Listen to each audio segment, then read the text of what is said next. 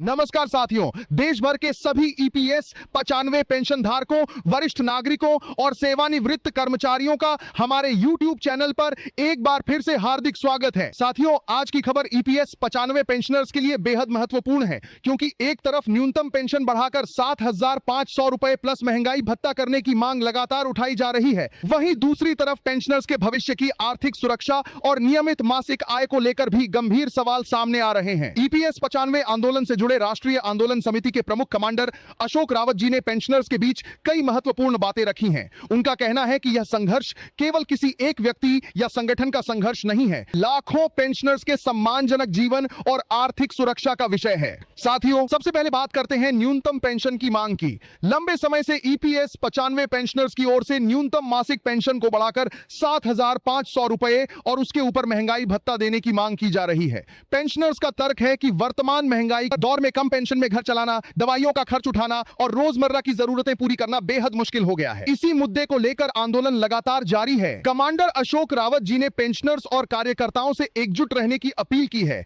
उनका कहना है कि यदि सरकार तक अपनी बात प्रभावी तरीके से पहुंचानी है तो देश भर के पेंशनर्स को संगठित होकर अपनी आवाज उठानी होगी। इसी क्रम में 30 अगस्त को उत्तर प्रदेश के औरैया में एक बड़ी महासभा का आयोजन किया जा रहा है। इस कार्यक्रम में अधिक से अधिक पेंशनर्स की भागीदारी सुनिश्चित करने की अपील की गई है। आंदोलन से जुड़े लोगों का मानना है कि बड़ी संख्या में पेंशनर्स की उपस्थिति सरकार और संबंधित मंत्रालयों तक यह संदेश पहुंचा सकती है कि यह मांग केवल कुछ लोगों की नहीं बल्कि बड़ी संख्या में सेवानिवृत्त कर्मचारियों की मांग है। कमांडर अशोक रावत जी ने उत्तर प्रदेश में बड़ी संख्या में ईपीएस पेंशनर्स होने का उल्लेख करते हुए एकजुटता दिखाने की अपील की है। साथियों, किसी भी आंदोलन की ताकत उसके संख्या बल और संगठनात्मक एकता से बढ़ती है। इसीलिए पेंशनर्स से अपील की जा रही है कि वे कार्यक्रम में अपनी क्षमता के अनुसार भाग लें और अपने साथियों तक भी इसकी जानकारी पहुंचाएं। अब साथियों, इसी बातचीत में एक और महत्वपूर्ण विषय सामने आया है जिसे हर पेंशनर को समझना जरूरी है। वह विषय है सेवानिवृत्ति के बाद नियमित मासिक आय का महत्व। मान लीजिए किसी व्यक्ति के पास रिटायरमेंट के समय एक बड़ी रकम आती है। शुरुआत में व्यक्ति को लगता है कि उसके पास पर्याप्त पैसा है और वह अपनी जरूरतों के अनुसार खर्च करता रहता है, लेकिन समय के साथ घर, परिवार, बच्चों, स्वास्थ्य, दवाइयों और दूसरी जरूरतों पर पैसा खर्च होता जाता है। इसीलिए केवल एक मुश्त रकम होना ही पर्याप्त नहीं है।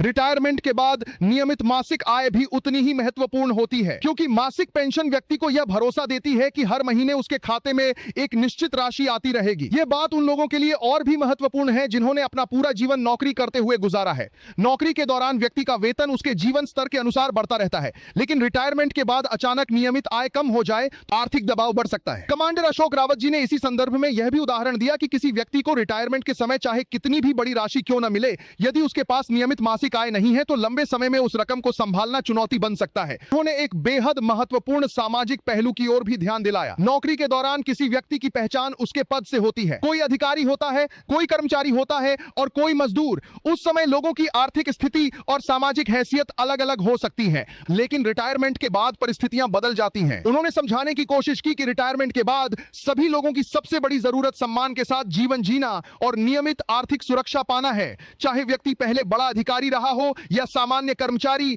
उम्र बढ़ने के साथ दवाइयों, स्वास्थ्य और रोजमर्रा की जरूरतों का खर्च सभी के सामने आता है। उन्होंने यह भी कहा कि कई बार आर्थिक रूप से सक्षम दिखने वाले लोग भी अपनी परेशानी खुलकर नहीं बता पाते। समाज में व्यक्ति का पुराना पद और स्टेटस उसके ऊपर एक दबाव बना देता है, लेकिन वास्तविकता यह है कि उम्र बढ़ने के साथ आर्थिक सुरक्षा व्यक्ति के लिए जरूरी हो जाती है। यही कारण है कि ईपीएस 95 पेंशनर्स नियमित और सम्मानजनक पेंशन की मांग को लगातार उठा रहे हैं। साथियों, आंदोलन से जुड़ी एक और महत्वपूर्ण बात यह है कि सरकार के साथ बातचीत के प्रयास पहले भी किए गए हैं। पेंशनर्स नेताओं की ओर से यह दावा किया जाता रहा है कि उनकी मांगों को लेकर सरकार के स्तर पर बातचीत हुई है और सकारात्मक आश्वासन भी मिले हैं। हालांकि अभी तक न्यूनतम 7,500 रुपए प्लस महंगाई भत्ते की मांग पर अंतिम सरकारी निर्णय सामने नहीं आया है।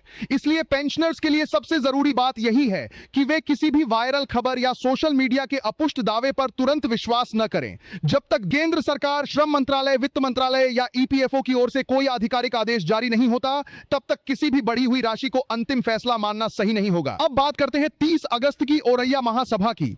इस कार्यक्रम को लेकर पेंशनर्स और कार्यकर्ताओं से ज्यादा संख्या में पहुंचने की अपील की जा रही है।